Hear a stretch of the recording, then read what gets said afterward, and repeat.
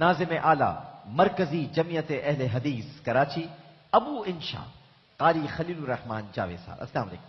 وعلیکم السلام، اور آپ کی اس محبت کا بے حد شکریہ۔ بڑی عنایت آپ کی۔ قاری خلیل الرحمان جاوید صاحب، پہلا سوال آپ ہی سے کیا گیا، ارواح کے بارے میں بتائیے کچھ۔ ارواح 40 دن میں آ جاتی ہیں، کیا ہوتا ہے؟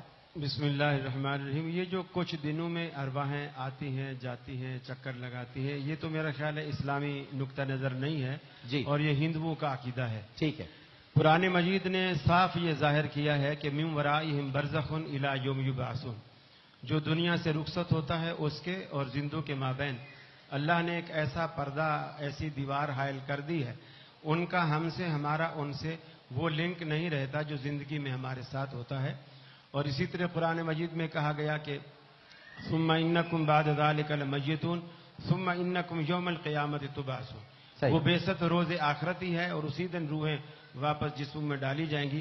اور اللہ تعالیٰ کے ہاں روحوں کو ٹھہرانے کا اتنا کڑا اور سخت نظام ہے اور اتنا کڑا پہرا ہے کہ یہ ممکن ہی نہیں ہے کہ وہاں سے کوئی نکل کے آ سکے۔ ٹھیک ہے۔ اور جو برے ہیں ان کی روحیں سجین میں اور جو اچھے ہیں ان کی روحیں علیجین میں، دو الگ الگ مقام ہیں اور وہاں پہرے ہیں۔ عامر بھائی، مجھے یہ پوچھنا ہے کہ جو یہ ہم نظر و نیاز کرتے ہیں تو اس کے لیے سامنے رکھ کر نیاز کرنا شریعت کے لحاظ سے کیسا ہے؟ اچھا، بالکل ٹھیک۔ اور دوسری ایک اور سوال ہے کہ یہ کریں، وقت بالکل نہیں ہے۔ سر تصویر کا کلیئر کر دیں، اس کی تصویر کے سامنے نماز نہیں ہوتی تو ہماری جیب میں قائد اعظم بھی چھپے ہوئے ہوتے ہیں نوٹ کے اوپر، تو وہ ذرا تھوڑا سا کلیئر کر دیجیے گا مجھے، تھینک یو۔ آپ کی جیب میں کہاں قائد اعظم ہوتے ہیں؟ تو آپ بیگ رکھ کے تو نہیں نماز پڑھتے ہیں؟ تو ہم نماز یہ بیگ آگے رکھ لیتے ہیں نا نماز کے، اور آپ لوگ کی جیبوں میں ہوتے ہیں۔ چلیں، اچھا بھائی قاری خلیل الرحمان جاوید صاحب، یہ تصویر کا معاملہ تو آپ بتا دیں۔ صرف تصویر کا کیوں؟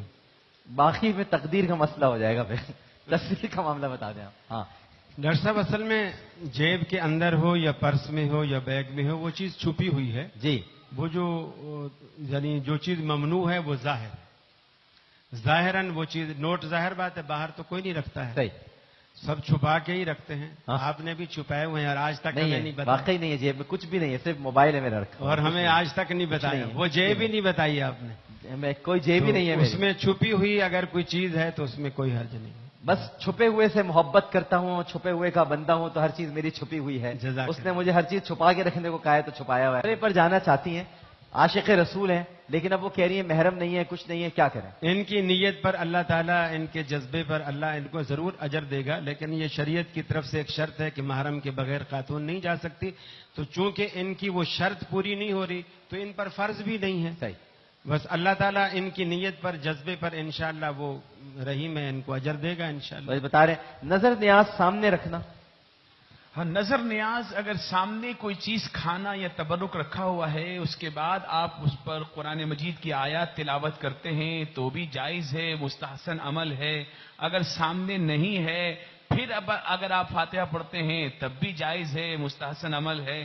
ضروری نہیں ہے کہ آپ سب چیزیں سامنے سجائیں تو اس کے بعد ہی آپ کی فاتحہ قبول ہوگی، یہ صرف رسم و رواج میں سے آتا ہے۔ بالکل، آپ نے کچھ کہنا ہے؟ جی، میں بھی بالکل مولانا صاحب کی تائید کرتا ہوں کہ نظر و نیاز کے لیے ضروری نہیں ہے کہ تمام چیزیں سامنے موجود ہوں۔ انما الاعمال بالنیت، اگر آپ نیت کر سکتے ہو چیزیں سامنے نہیں ہو، بس فاتحہ پڑھیں، درود شریف پڑھیں، سامنے رکھا ہے سب۔ میں یہی پوچھنے والا تھا کہ کہیں ان پر بھی ختم دلا کے تو نہیں رکھا؟ یہ بھی 11ویں شریف کا ہے۔